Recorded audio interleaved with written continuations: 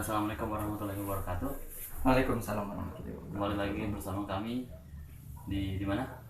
Di idealis gue. Yo, Anjay. kita pertama ingetin kalian jangan lupa pakai ini. Apa itu? Ini sabun gratis, Oh, sabun gila, krim. gila, mana ada sabun bentuk kayak coklat begini cuy. Maaf, ini hand sanitizer. Hand sanitizer bikin dari Sirih. daun sirih. Sirih. Daunnya bukan itu. Iya. Iya, ya udah. Pakai, Pak. Ini biar Oke. ini. Kita Ingat dong tata caranya yang gua kasih tahu. tepung Tepung, sela, ciput-put. tepung sola apa? Enggak. Nah, tepung, Ci- kelapa, ci apa? bumbung, Siapa? sela, kunci. Oh, kunci gini. Iya. Put. Put ini dulu dong. Ya udah. Nah. Put kan, putarnya 2 kali. Hmm. Gitu. Nah, mantap. Aduh, pandemi itu apa dari kapan sih? Februari kalau nggak salah dah. Sekitaran bulan Februari ya. Yang pertengahan itu Yang positif 2 di Depok itu ya. di Depok, yang katanya udah pernah ke Jepang gitu. Sampai sekarang kalau nggak salah kasus positif udah 6.000 loh. Ya kan? Banyak. Udah 6.000 tapi sebuah kemajuan yang sembuhnya itu Lebih banyak. sekarang kalau nggak salah udah nyampe 600. 600-an ya. Ya, 600. Dan meninggalnya 500 ya. Semoga yang meninggal Sembarangan. enggak, maksudnya yang sembuhnya makin banyak, yang meninggalnya stop kalau bisa. Bagusnya kayak gitu. Ya ini sih ya kembali lagi ke peran penting awalnya dari masyarakat. Masyarakatnya kesadaran dirinya ya. Nah, itu. Apalagi apa namanya udah mulai teriak-teriak kan di sosmed di mana aja. Uh, Lockdown apa itu? ya kalau itu sih masih jadi sebuah problematika bagi gua ya. Kenapa? Karena yang namanya lockdown kan kita itu harus benar-benar diam di rumah. Diam di rumah. Nah, diam di rumah itu oke lah, kita andaikan ya kalian dikabulkan yang meminta lockdown itu ya. Dikabulkan. Andaikan dikabulkan. Emang betah di rumah. Iya, itu salah satunya ya. Hmm. Nah, andaikan kalau misalnya memang kita lockdown, bagi gue yang di kota itu repot. Kenapa? Aduh, beli makan gimana? Iya kan nggak biasa masak tuh orang kota. Nah, ya oke lah dia bisa masak. Bahannya dari mana kalau semuanya lockdown, warung-warung ditutup? Lu mau beli bahan makanan di mana? Kalau bukan di pasar. Oke, lu masih bisa beli. Emang semuanya setara keuangannya? Enggak.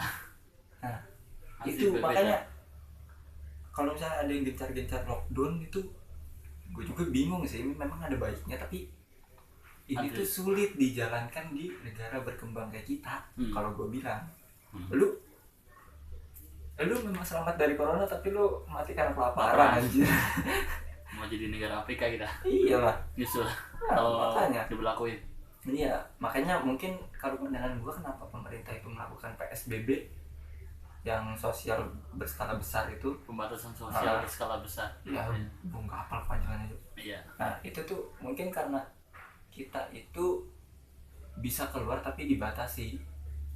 Kita bisa keluar tapi dibatasi. Gitu loh. Bukan lu ini nggak lockdown tapi lu bisa keluar kemana aja, kagak. Ini tuh semi lockdown kalau gue bilang. Iya, ini apa namanya tahapnya berarti ya, tahap Iya, sebelum. karena memang anggaran kita nggak bisa ngehidupin semua Semuanya. masyarakat kalau memang minta lockdown. Kalau misalkan mikirnya jernih ya. Apalagi kan kalau misalnya lockdown impactnya banyak banget tuh. Sekarang aja kan semi lockdown aja udah banyak yang di PHK. Apalagi lockdown. Apalagi lockdown, gila. Iya. Yang kerja cuman yang di dunia kesehatan doang. Mungkin ya mau gimana ya, susah juga gitu. Apalagi sekarang ya mungkin pemerintah juga ngasih ini ya apa kayak bantuan gitu, kayak kartu Sembako. prakerja ya. Sembako juga ada. Kartu prakerja itu mungkin bisa membantu orang-orang yang Kehilangan pekerjaan. kehilangan pekerjaan. Tapi kan kartu prakerja ada syaratnya. Syaratnya? Iya. Syarat apaan? Syaratnya kayak pelatihan sama ada buat bayar, misalkan bayar tuh kalau nggak salah tuh 1 juta cuman sekali. 1 juta. biaya pelatihannya 1 juta gitu. Mm-mm. Jadi sebelum kita mendapatkan uang dari kartu prakerja itu kita harus bayar 1 juta dulu. Iya, kalau menurut informasi yang ada Menurut informasi yang ada, itu informasi dari mana tuh? dari Instagram Oh, ada tuh yang Instagram. dicangkap interview tuh. Ini kan ada tuh Heeh. dia apa namanya, kalau misalnya udah bayar 1 juta tuh kita dapat insentif 600.000 selama 4 bulan. Ini kalau dihitung matematika kan untungnya cuma 1.400.000 ya kan, hitung matematikanya 600 1.600 1.400. 1.400 ah. Gimana? bentar gimana? Kalau dihitung matematika Dia dapat insentif 600. ya per dikali 4 bulan, 6 kali 4 2.400.000. Ah. Untungnya 2.400.000 kasih 1.400.000 kan? 1.400.000 lah. Kita udah bayar 1 juta. Oh iya. Jadi bersihnya dapatnya 1.400.000. Oh ya, itu maksudnya bersihnya Nah, dapatnya 1.400.000. Kalau misalkan selama 4 bulan. Aduh. Kehidupannya buat makan, buat listrik terjamin gak ya? Belum tentu. Tapi kan kalau misalkan di zaman sekarang tuh apalagi kota ya, 600.000 tuh berat sih. Iya Kalau sih. nyukupin itu semua. Iya. Apalagi yang udah berkeluarga gitu sih yang Susu segala macem. makanya emang dilema juga sih kenapa kok kata gue tuh Yang bilang lockdown itu. masalahnya nggak perlu lockdown sih sebenarnya, bisa. Yang penting kalau gue bilang mah ya ikutin aturan di pemerintah sih, karena bagi orang-orang yang menyalahkan pemerintah itu kan dari persepsi lu. Coba lu pikirin kalau persepsi dari pemerintah deh. Kenapa pemerintah melakukan kebijakan PSBB bukan lockdown gitu? Karena kalau gue bilang ya itu ya balik lagi tadi, lockdown itu susah di negara kita. Iya, nanti Lu yang PSBB aja masih banyak yang keliaran anjir. apalagi lockdown. Apalagi lockdown, kalau nggak lu berkeluar-keluar di rumah doang bete. Iya, belum ntar kena itunya kemana-mana imbasnya. Iya lah, orang tua aja ya, gue punya teman gitu, dia udah punya anak. Nah itu dia itu selalu ngeluh. Gara-gara Saya mendingan anak saya sekolah dah, di rumah malah pusing saya. malah pusingnya. Kenapa nggak berobat? Wah iya, pusingnya tuh karena apa? Anaknya itu dikasih tugas tuh Main HP. nggak kira-kira. Oh, sadis. Tadi suruh ngerangkum apa buku paket dari halaman berapa sampai halaman berapa, terus suruh ngerjain soal yang isinya bejibun. Soalnya sih cuma 10, Cuma iya. tiap soal beranak, jelaskan A B begitu. Itu yang bikin beranak ya. Nah yang bikin stresnya apa, namanya masih anak kecil kan ya, nggak ada yang ngajarin, otomatis bertanya pada ibunya atau bapaknya, yang pasti orang tuanya. Iya, apalagi misalkan baru pulang kerja gitu ditanya, aduh ini apaan gitu kan. Malah kalau tambah bujang. Iya, tambah puyeng. Makanya ya kalau pandangan gue sih, kalau untuk ngasih tugas-tugas ke bocah-bocah ya yang sekolah ya, daripada lu ngasih soal yang ya memang boleh sih, maksudnya pakai soal-soal matematika, IPA apa segala macam boleh, cuman jangan nggak kira-kira gitu. Kalau bisa diselingi sama soal yang terkait dengan pandemi ini. Iya, Biar anak kecil pun sudah terdidik.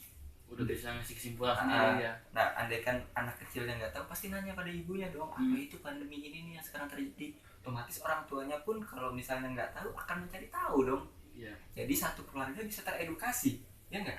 Iya betul. Nah, kalau saran gue sih seperti itu, daripada lu ngasih soal yang jelaskan apa itu inilah pokoknya apa segala macam gitu yang beranak pinak, yang memang ada bagusnya, memang bukan ada bagusnya, memang bagus, cuman kata gue sih bukan saat yang tepat.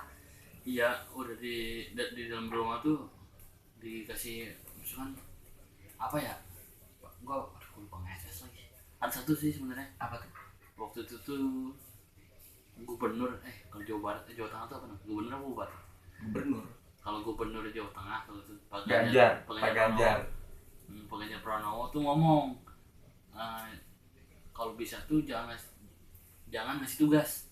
Itu dia ngomongnya gitu. Cuman kalau misalkan diambil kesimpulan dari sisi guru nih ya, yang saya sebagai eh, di bidang sekolahan. berat. Di bidang sekolahan tuh bukan jangan dikasih sama sekali, dikasih cuman sewajarnya, enggak secukupnya, sewajarnya. Ya. Nah, kalau secukupnya nggak bakal cukup. Iya sih, ya itulah memang konteksnya tuh nggak tepat gitu. Kalau kata gue kacau lah. Sama yang konteksnya, momennya juga. Iya, apalagi pas lockdown lu dikasih begituan, buset. Udah di rumah terus stres kan. Iya, apalagi misalkan udah mentok nih, kuota habis keluar lagi. Iya, kuota apa segala macam. Lu tahu kan manusia zaman sekarang kok nggak ada kuota. Kayak gitu kayak manusia batu itu. Iya. Makanya. Bersebutan di Indonesia. Lu yang gua kirimin ada nggak? Yang mana? Yang gua kirimin nih. Yang ada orang di Sulawesi ini dapat stigma ODP dari warga sekitar. Keluarga di Sulawesi Utara ini terpaksa tinggal di mobil pick up dan membangun tenda di hutan. Gila nggak tuh? Parah sih ini mah. Dapat stigma ODP dari warga sekitar. Cuman gara-gara stigma ini ya. Stigma. Padahal belum positifnya. Dan itu ODP loh. Kalau DP belum positifnya. Belum positif. Kembali lagi ke video sebelumnya juga kasih tahu kalau namanya ODP itu baru suspek. Suspek dugaan. Masih dugaan. Dan langsung disuruh. Wah gila sih. Yang begitu disuruh lockdown. Orang ODP aja disuruh keluar berkeliaran. Gila loh. Tadi sih. Ya itu mah udah kagak ada kemanusiaannya kalau gue bilang. Merasa kalau lu ODP lu pasti mati. Iya, enggak. Iya enggak sih? Enggak punya harapan hidup begitu kan. Parahnya itu. Stigma masyarakat tuh udah mikirnya seperti itu. Makanya kalau misalnya dia masyarakatnya punya anak dikasih edukasinya tentang yang itu corona. Yang dari sekolah itu bisa itu kan. Baru dia bisa kan otomatis secara nggak langsung keluarga pun teredukasi. Dia mengerti, oh begini loh kalau misalnya ada orang yang statusnya ODP atau PDP, bagaimana sikap yang harus dilakukan ya, yang bijak. Ingat poin penyebarannya tuh bukan airborne, droplet yang itu ya berudara itu ya, droplet muncrat. Ya muncrat jorok. Nah itu makanya jangan tidak memanusiakan seseorang lah. Sadis sih kalau misalkan ini mah. Iya lo kata gue, aduh. Dibalikin lagi kalau ini dibalikin lagi kalau ini kondisi saudara kita atau orang tua kita kan kita nggak akan bisa nerima. Itu. Tapi meskipun ada loh, gue pernah dengar ya kayak di mana? Ya nggak perlu gue sebut lah orangnya, dia cerita gitu. Jadi di sebuah wilayah dia itu salah satu keluarganya itu orang kesehatan. Iya. Dan dia nggak boleh tinggal di rumahnya. Nggak boleh tinggal di rumahnya, terus dia tinggal di mana? Di jalanan. Sadis itu ya. Dia udah tenaga kesehatan, diforsir, suruh tinggal di jalanan. Terus yang di Jakarta tuh ada kasusnya. Yang diusir dari kontrakan itu yang parah itu. Benar? Banyak. Tapi kan Pak Gubernur juga langsung ngambil tindakan. Jadi ditaruh di mana gitu? Hotel apa enggak? Iya memang harusnya sih seperti itu sih. Memang kalau gue bilang harus ada karantina tempat kita untuk tenaga kesehatan gitu, karena ya kembali lagi ke stigma masyarakat yang kacau sih gue bilang. Harus dibenerin kan, harus diurusin dulu. Parah, harus banget. Stigmanya tuh udah bener-bener ngaco. Emang dasar media-medianya juga sih kadang nggak mengedukasi, malah memprovokasi. Kita mau parah. Iya, bukan mengedukasi tapi memprovokasi. Maksudnya gimana ya? Secara nggak langsung kayak menciptakan image bahwa wabah ini tuh parah banget gitu.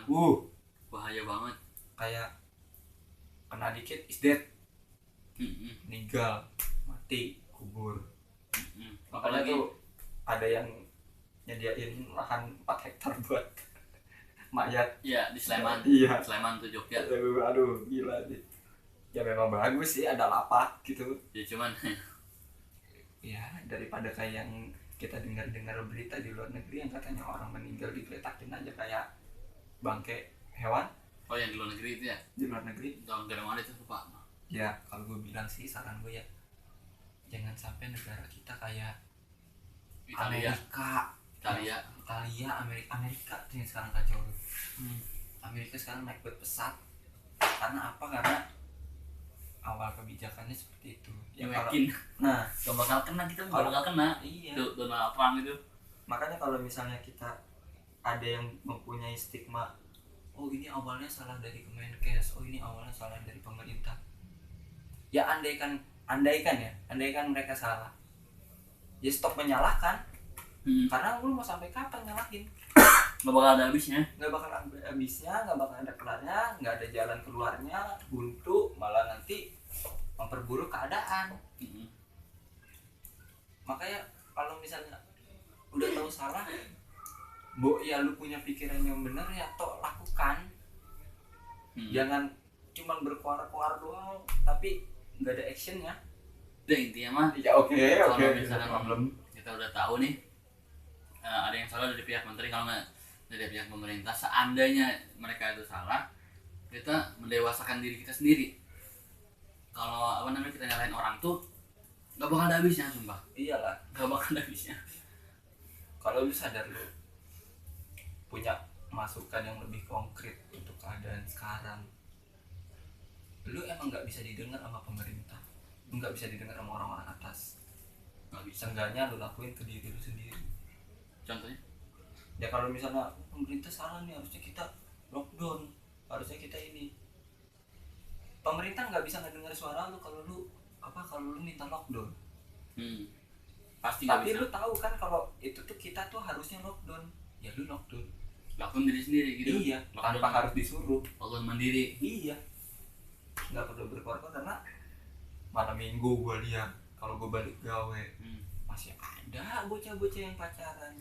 Banyak juga yang istirahat mah, yang banyak pacaran. Iya kan, ya udahlah, capek gue masih tahu, udahlah segitu aja. Segini aja. Ya. Katanya itu ada berita satu lagi kan? Yang mana tuh? Polanya mana nih? Yang diusir itu dari itu? Ya udah bodo amat bubun. Ya udahlah segitu aja sih. Jadi kalau ya menurut idealis gue ya perbanyak edukasi lah ke diri lu sendiri. Kalau lu tahu, lu sebarin. Karena banyak orang yang tahu lebih memilih diam. Jadi masih. Dia nggak mau nyebarin gitu kalau misalnya dia sebenarnya tahu. Iya, sebenarnya itu seperti ini. Tapi malah banyak orang yang setengah tahu dan mereka malah berkuar-kuar. Lebih keras. Iya. Malah yang didengar malah yang setengah tahu itu daripada yang tahu sepenuhnya. Makanya itu juga yang mungkin menurut gua nimbulin stigma negatif di masyarakat karena orang yang sok tahu itu. Kalau dari idealis gua sih ya balik lagi ke yang tadi, kalau misalkan ada pihak yang salah, jangan ditunjuk-tunjuk terus ini salah, ini nggak benar. Nah, lu harus bisa ngedewasain diri lu sendiri dengan cara yang lu punya di dalam otak lu sendiri. Itu yang namanya mumayyiz kalau di dalam Islam. Lu belajar itu gak akan bisa dari guru manapun karena lu bakal mempelajari hal itu sendiri lewat diri lu sendiri. Nah, itu aja dari gua. Cukup dari kita ya. Ya, cukup. Nah, makanya kalau misalnya lu punya idealis lu sendiri di dalam tema video ini, cantumin lah di komentar. Karena idealis kita ini belum tentu benar juga. Kita itu butuh banyak perspektif dari orang-orang lain. Dimana kita menyatukan sebuah perspektif menjadi satu tujuan. Karena ini masalah bersama, bukan masalah diri sendiri. Iya. Tapi harus dibangun dari diri sendiri dulu ya, untuk mencapai sebuah kebersamaan. Iya, kita harus bisa nentuin mana yang salah, mana yang benar dulu.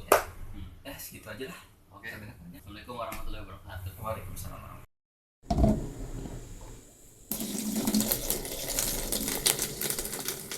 Bahwa dengan 14 hari, kalau kamu terkena, tubuhmu akan mengeluarkan imun dan kamu akan kebal. Ini butuh waktu 14 hari, ini gak ada yang menjelaskan. Maka saya minta guru-gurunya, tolong jangan kasih PR anak kita banyak-banyak, kelenger dia. Kasih saja tugas tentang pendidikan corona. Apa itu corona, bagaimana mencegahnya, bagaimana keluargamu, bagaimana gizimu, olahragamu, dan seterusnya.